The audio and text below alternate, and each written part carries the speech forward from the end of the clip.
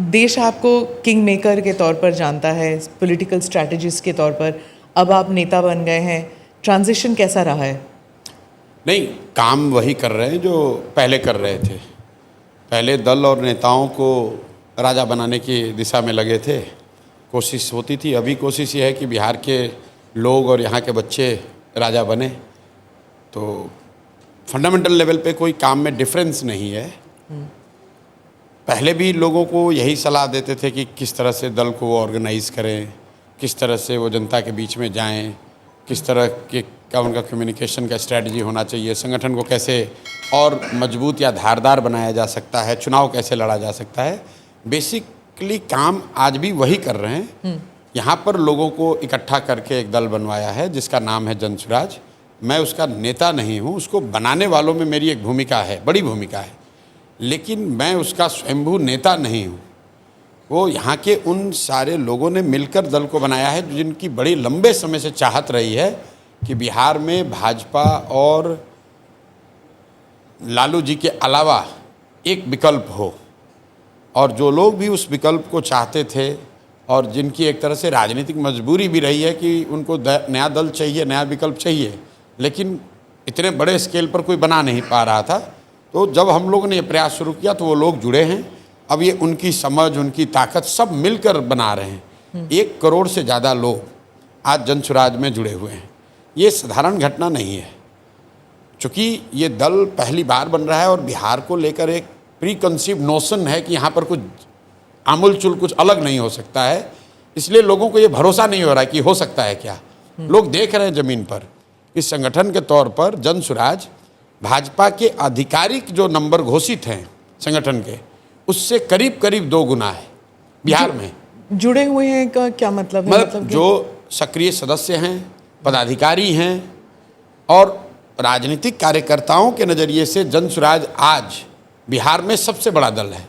ये संभव है कि वो जो लोग जुड़े हैं वो बहुत सक्रिय नहीं हैं, ये संभव है कि उनकी ताकत बहुत बड़ी ना हो, ये संभव है कि वो मीडिया के नज़र में या समाज के नज़र में बहुत बड़े व्यक्ति नहीं है, बहुत बड़े बाप के बेटा नहीं है, लेकिन अगर आप प्योरली संख्या के हिसाब से देखेंगे तो जन स्वराज से बड़ा राजनीतिक संगठन बिहार में कोई नहीं है। आपने कई बड़े बाप के बेटे और बेटियों के साथ काम किया है, उन्हें राजा रानी बनाया हुआ है, अब आप प्रजा के साथ काम कर रहे हैं जैसे आपने कहा। What is the difference? नहीं, डिफरेंस ये है कि पहली बात आप ये समझिए कि इसकी ज़रूरत क्यों है। बिहार में जब हम लोग आकर जन स्वराज की हमने प्रयास शुरू किया तो हमारे पास भी इस तरह के एक्स MLA MP के लड़के या उनके घर वाले, उनको जोड़कर काम शुरू करने का एक विकल्प था। लेकिन जब मैंने बिहार में एक अध्ययन कराया कि पिछले 30-35 साल में बिहार में विधायक सांसद कौन बना है, चाहे वो किसी दल से बना, तो 2-2.5 महीने के रिसर्च से हम लोग को पता चला कि बिहार में सिर्फ 1250 परिवार के लोग ही आज तक MLA MP बने हैं, चाहे वो किसी भी दल से बना हो। हम लोग को लगता है कि लालू जी के परिवार का वर्चस्व है। आप लालू जी की बात छोड़ दीजिए, अब भाजपा को ले लीजिए जो दावा करता है कि भाई हम परिवार से गाइडेड नहीं हैं। भाजपा में आज सबसे बड़े नेता के तौर पर यहाँ पर उनके डिप्टी CM हैं सम्राट चौधरी जी। सम्राट चौधरी जी के पिताजी शकुनी चौधरी, जब बिहार में कांग्रेस का शासन था तो शकुनी चौधरी जी उसमें विधायक और मंत्री थे। फिर जब लालू जी का शासन आया तो शकुनी चौधरी जी उसमें भी विधायक मंत्री बने। उसके बाद नीतीश जी का शासन आया तो उसमें भी शकुनी चौधरी जी विधायक मंत्री थे। फिर मांझी जी मुख्यमंत्री बने, उसमें भी शकुनी चौधरी विधायक मंत्री बने।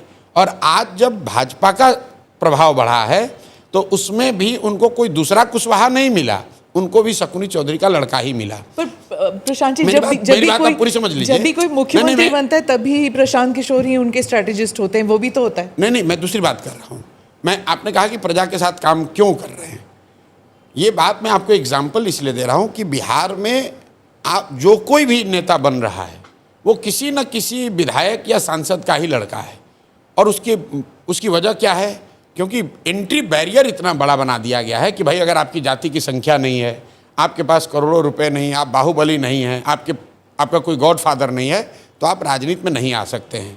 उसको तोड़ने के लिए जन स्वराज ने ये प्रयास जो शुरू किया है कि अगर आप में क्षमता है, अगर आप में समाज के प्रति चेतना है, अगर आप बिहार में कुछ नया करना चाहते हैं तो व्यवस्था की चिंता मत कीजिए, वो चिंता जनसुराज करेगी। आप आइए और राजनीति में जुड़िए और कुछ अच्छा कीजिए। और ये सोचकर बहुत बड़ी संख्या में लोग जुड़े हैं। लेकिन वो चेहरे, अब विधायक का लड़का होता तो तुरंत मीडिया में खबर बनती, लेकिन वहाँ वो 3 बार का मुखिया है या 10 साल से वहाँ स्वयंसेवी संस्था चला रहा है या वहाँ पे स्कूल चला रहा है, तो वो मीडिया के लिए संख्या है, बहुत बड़ा उस चेहरा नहीं है।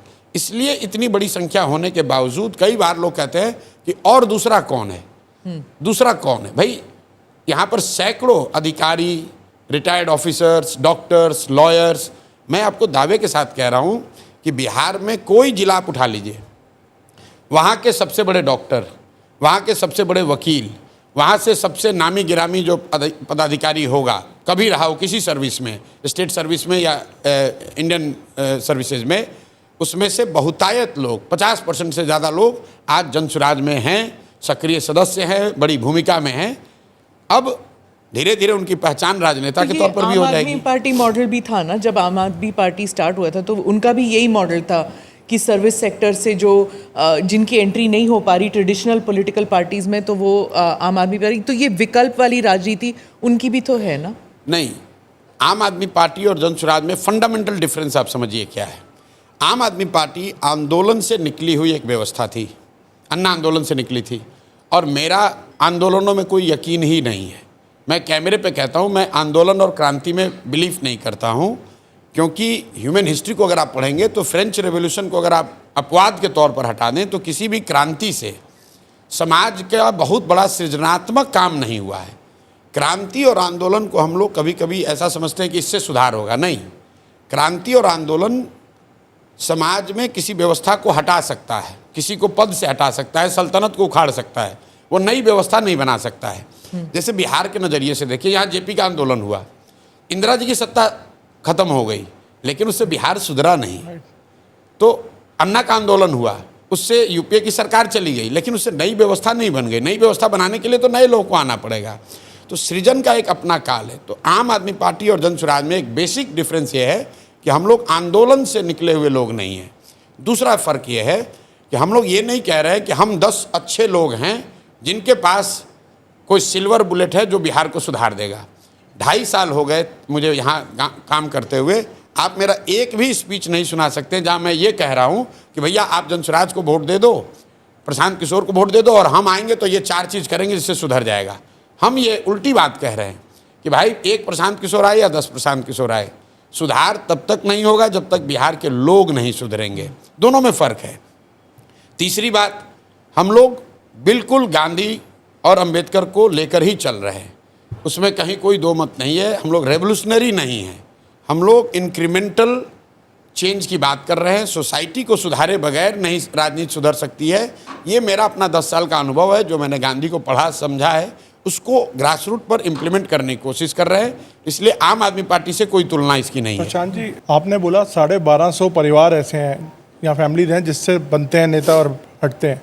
क्या आप इनको बाहर करेंगे अपनी पार्टी में? इस पर लंबी चर्चा पार्टी में हुई। हमारे कई साथियों ने तो ये कहा कि इसको संविधान में ही लिख दिया जाए कि उन 1200 साढ़े 1200 परिवार के लोगों को जनसुराज में जगह नहीं मिलेगी।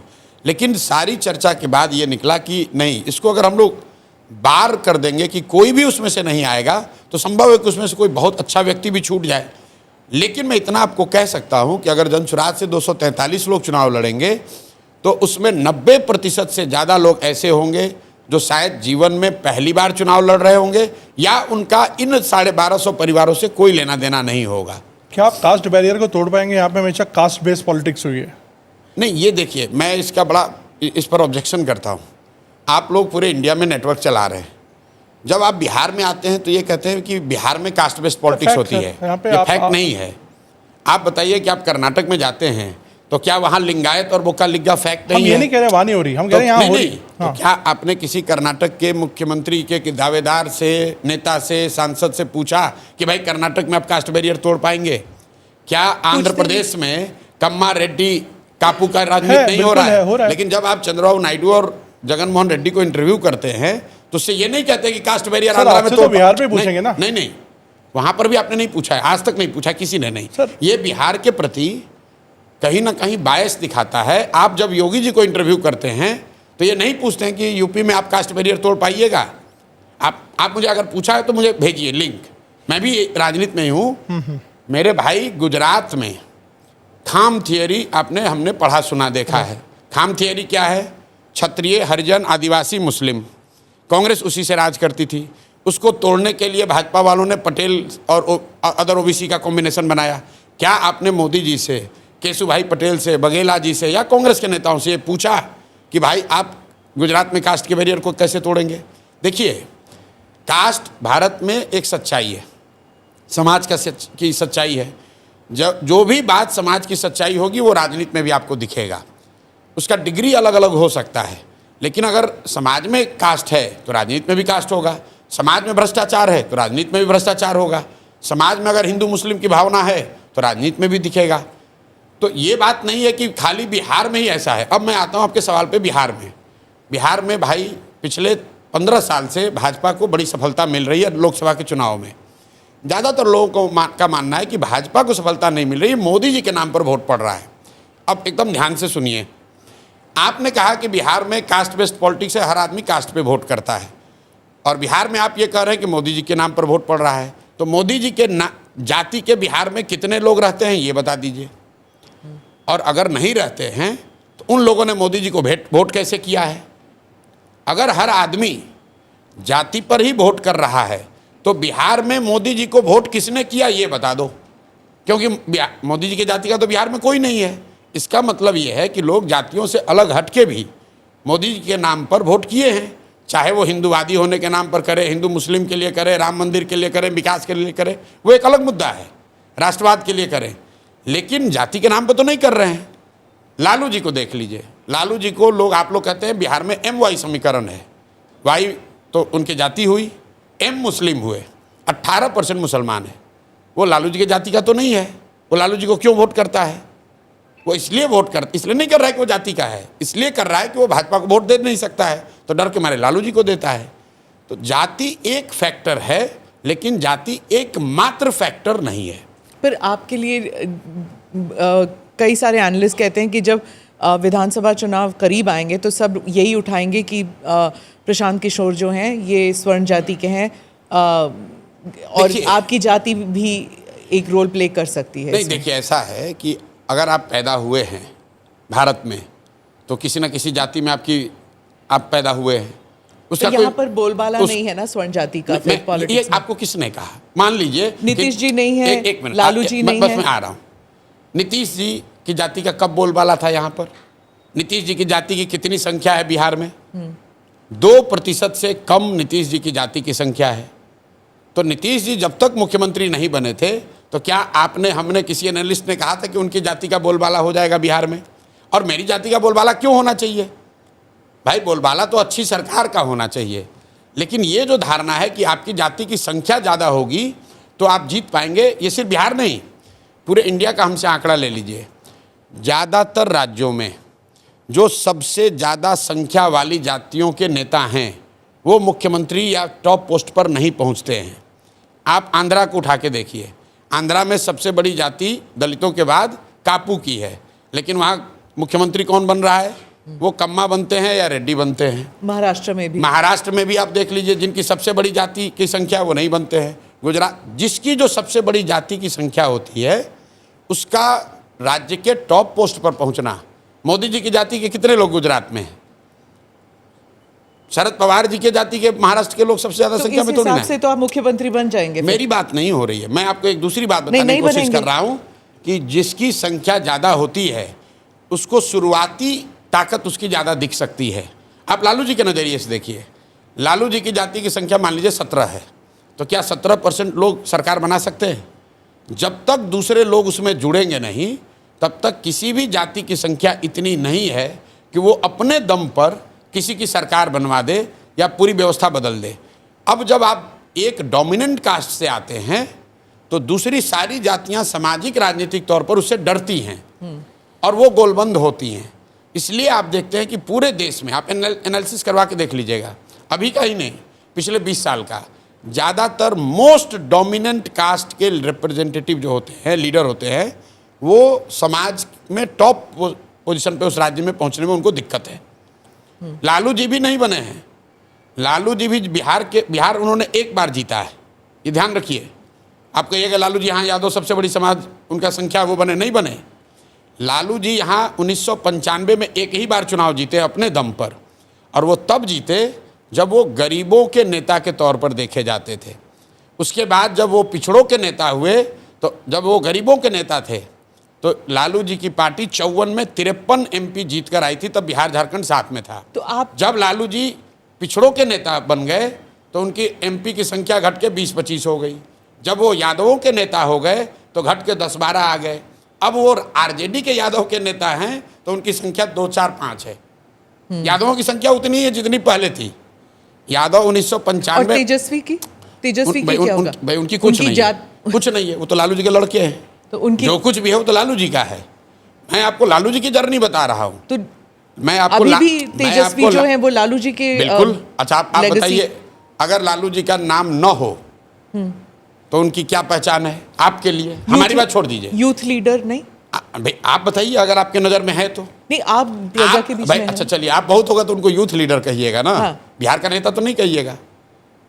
भाई तेजस्वी यादव का आपने खुद कहा यूथ लीडर हैं, जैसे बहुत सारे यूथ लीडर हैं यादव समाज के, उनसे बहुत काबिल यूथ लीडर हैं, दूसरे समाज में भी लड़के हैं। लेकिन जिस पायदान पर वो हैं अभी, वो इसलिए नहीं है कि उन्होंने कुछ अचीव किया है, वो इसलिए है क्योंकि वो लालू जी के लड़के हैं।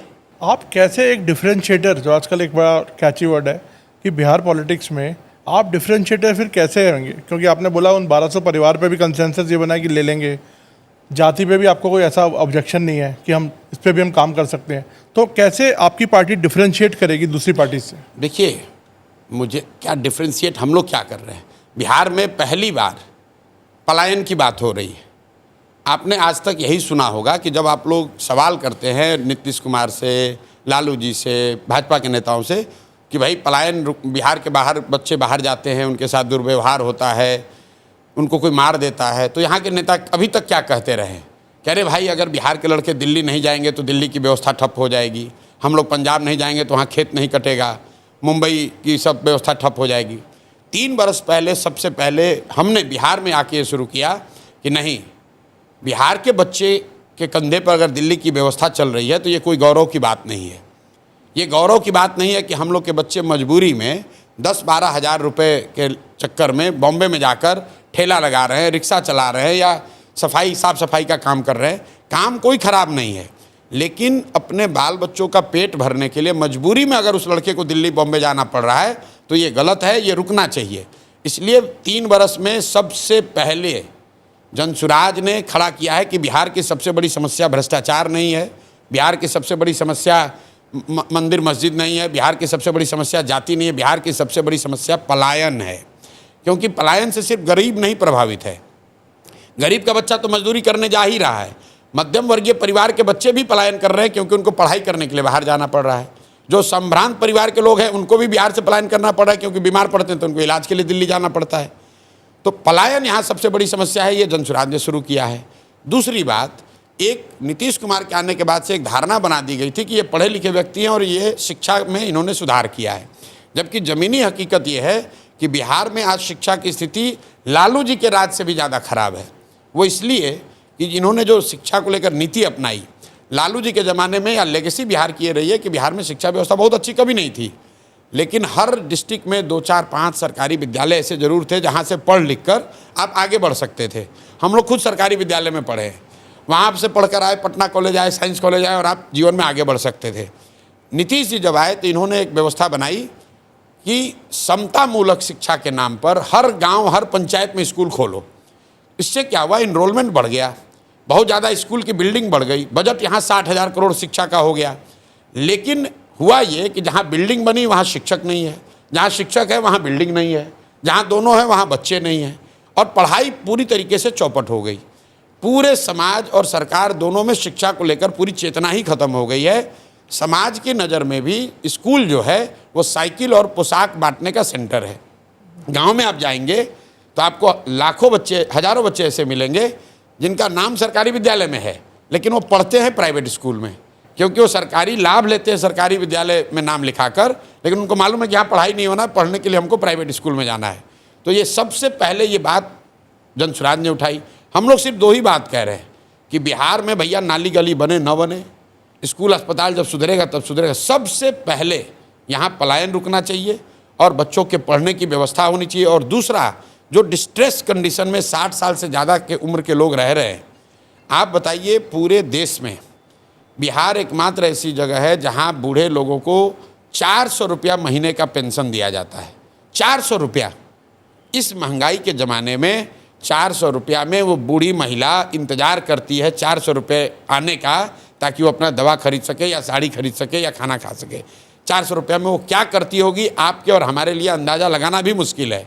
और उस 400 रुपया में भी भ्रष्टाचार का आलम है कि 20 रुपया कमीशन काटा जा रहा है। आप किसको जिम्मेदार ठहराते हैं? हम लोग जिम्मेवार हैं। हम लोग जिम्मेवार हैं। बिहार के वो लोग जिम्मेवार हैं जो पढ़े लिखे हैं, जिन्होंने जीवन में कुछ हासिल कर लिया है और आज वो बिहार के लिए सोच रहे हैं, चर्चा कर रहे हैं, लेकिन वापस आकर यहाँ संघर्ष नहीं कर रहे हैं। मैं बार बार कहता हूँ कि आप इसलिए नहीं आ रहे कि आप कह रहे बिहार में कुछ नहीं हो सकता है। तो अब समय है कि आप परिणाम की चिंता मत कीजिए, प्रयास कीजिए। Do subscribe to the ANI Clips channel to get shorter versions of this podcast. Click here to watch the full episode.